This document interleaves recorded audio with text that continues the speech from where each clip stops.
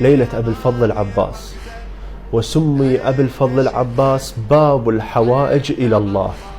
واليوم أيها الأخوة عمل تهديه إلى أبي الفضل العباس، بعد ما تخلص هذا العمل تطلب حاجتك من أبو فاضل، وإن شاء الله أبو فاضل ما يقصر بقضاء حاجتك.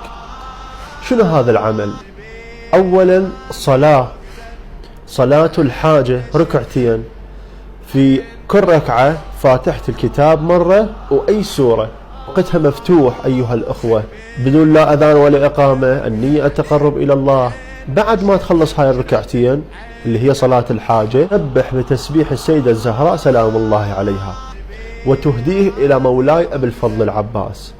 بعد شيخنا وتردد 132 مرة: يا كاشف الكرب عن وجه أخيك الحسين اكشف كربي بحق الحسين.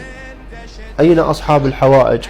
اللي عنده حاجة مستعصية، اللي عنده فرد أمر معين، زواج، النجاح من دراسة، التوفيق في الحياة. ليه؟ بهذا العمل مجرب عند كثير من العلماء، فعل أحد هذا العمل لا وبشر بقضاء حاجته. واضح أيها الأخوة؟ وإحنا هاي الليلة ويوم أبي الفضل العباس سلام الله عليه، وهو باب الحوائج إلى الله سبحانه وتعالى.